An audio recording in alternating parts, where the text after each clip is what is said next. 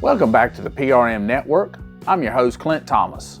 We'll be covering the Kulwicki Driver Development Program semifinalists, the upcoming races in the Alabama, Georgia, and North Carolina, and rounding out with the results from Cordele.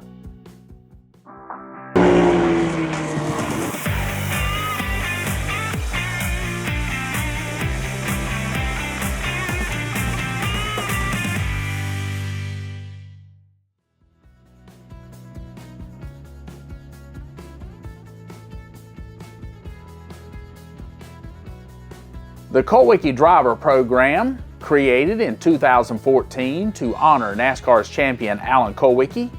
Despite being paused in 2020 due to the COVID-19, the program has awarded nearly $1 million in prize money. With over 9 classes, drivers have raced in 1,400 events, securing 230 wins and numerous top 10 finishes. Ty Majestic, the 2024 NASCAR Craftsman Truck Champion, was the program's first winner. 13 semifinalists from 11 states have been selected for the KDDP, which is designed for young short track drivers. The drivers aged from 17 to 25 will compete for a spot in the season-long 25 Kulwicki Cup program.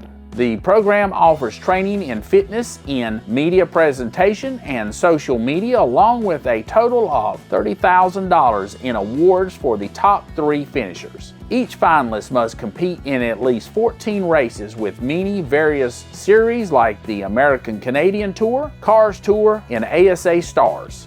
They will be judged on race performance, civic participation, fan interaction, and their connection to the Alan Kulwicki's legacy. Preston Blalock, the 602 late model driver, has gave us insight on his season and about his shop. I play football, play baseball, but as big as I am, I'm 6'5", 230. Everybody's like, you don't play ball? But I'd rather race. Then I moved up here from Florida to race in 1994. Allowed me to, I've done a lot of things in racing. So I build modified, dirt modifieds. I've been doing, my granddaddy did it. He worked with Smokey Unick, was with the Wood Brothers 2 or 3 races when they went to Atlanta back in the 60s, and my dad did it. He raced, and I was born into it. And so, but the only way I can afford it is I build my own stuff. The best I can. I build all my chassis from scratch. I'd love to have the money to go buy one because it's easier to call people, that do it for a living and say, hey, here's what's going, give me ideas, but I have to learn my own. And ironically, I enjoy it because if I do outrun some of the guys with my own stuff, it's a little more gratifying. I got this gig 3 years ago because I ran good in my modified, ironically. I do everything but the chassis here. Like I build my own suspension and stuff for these things. Even though I can go buy it, or he could go to Longhorn buy it or something, I, for some reason, think I can do something better. But we do all the body work and everything here, and tires. It's just me. I didn't race every weekend, so I would save my money. And we tried to go, I love traveling.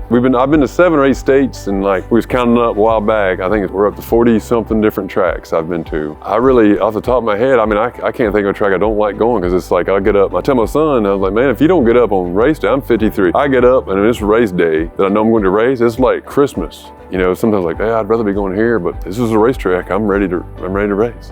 Last year, I think it was, and the Beckley, that was a fun place. Only crew was my wife, because as things happened as I was heading up there, my crooner couldn't go, my other guy, and 2 other guys couldn't go, and I told my wife, as we were pulling in the gate, I told my wife, well, nobody's coming. She's like, well, I said, it's just you. I said, look, you don't have to rebuild the motor, but just do what I tell you. Air pressure, and she did it. If you know my wife, she's not that person, but she did it, and we won. So Beckley, it's not really a favorite place, but it was like the favorite moment of probably my career, just because of the circumstances that happened. Andy Beal of Beal Racing Engines has many years of experience in his craft, and many young people want to do what he does. Andy talks about the best way of getting into engine building. I think the absolute best way is experience, hands-on, get in a shop, start a beginning career as far as cleanup or teardown guy or something, and start learning the process. There is college courses for this or that to help out in a sense, but it's a very generic way of teaching, and everybody's engine is a little bit different. I have my ways, so my guys do it my way, and everybody has different ways. So getting involved and developing a little bit of experience by getting your foot in the door and being the teardown guy or the cleanup guy or whatnot, learning the process, I think would help somebody that wants to get into it and go. The Rattler 250 is a legendary late model race held at the South Alabama Speedway. Known for its unique and intimidating traditions, winners must pose with a live rattlesnake in victory lane. This tradition has been a part of the race for nearly 40 years. Over the years, drivers like Christopher Bale, Bubba Pollard, and Jeff Fultz have shared their humorous and nervous reactions to dealing with the snake. It's the combination of the fear, excitement, and a big payout that makes the Rattler such a standout event in the world of short track racing. It's about competing against some of the best short track drivers in the country. It's known for producing unforgettable moments and a fierce rivalries, making it a unique win. The 2025 season of the Z-Max Car Tour kicks off Saturday night at the New River All-American Speedway in Jacksonville, North Carolina. This marks the 6th different venue to host the season opener since the series started in 2015. For the first time, both the late model and pro late model divisions will race at New River, for the event features competitive field of both fresh faces and returning veterans, all aiming for a win that could provide crucial momentum and the championship race later in the year. Notable entries include Caden Quapple and Laney Bruce, with several other drivers making their debut, adding to an anticipated of high competitive season. The season opener is expected to be an exciting race with teams eager to begin the year strong and set the tone for the rest of the schedule. Good morning from Montgomery Motor Speedway. Hey, this weekend, March 1st, we've got the Alabama 200, the Hunt for the Bear. It features the Pro Late models in a 200-lap contest paying $10,000 to win. It's an 8-tire race with competition cautions. Should be exciting. Some of the best Pro Late model drivers in the country. Plus, you'll see the Modifieds of Mayhem Tour. Those are open-wheel modified ground pounders. They'll be racing for 61 laps.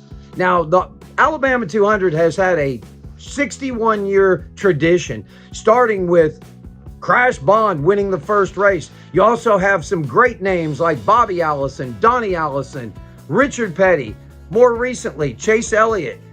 Augie Grills won it 5 times. Man, you want to see this race. Come on out, folks.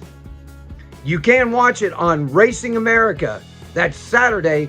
Racing starts at 6 o'clock. People ask what we've done in the off season. A lot of maintenance on a 72-year-old racetrack, and that's what we've done. Replaced some water pipes, done some work in the bathrooms, AC work, a lot of things like that. So come on out, check us out.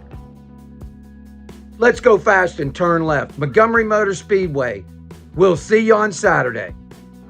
Sonoya Raceway is hosting the Schaefer Spring National this weekend. They will have Charger, 602, Enduro, and Super Divisions. Racing will start approximately at 7 p.m. and you will be able to listen live on Track Tune. Jet Nolan won the season opener for the Atlanta Paving and Concrete Construction Pro Late Model Series at Cordele Speedway after a dramatic finish. The 100-lap race came down to a 6-lap shootout where Nolan restarted alongside Jake Finch. The two made contact, dropping Finch to 4th while Nolan went on to win. Hudson Bulger finished 2nd and Finch recovered to place 3rd. After the race, Finch expressed frustration with Nolan's driving, especially on the final restart. Corey Rabu and Christopher Tullis rounded out the top 5. The next race at Cordele is scheduled for March the 8th, with Pro Late Models returning on March the 22nd for the Georgia Pro Late Models Spring Nationals. Thank you for joining us this weekend at PRM Network. If you enjoy, don't forget to like and subscribe.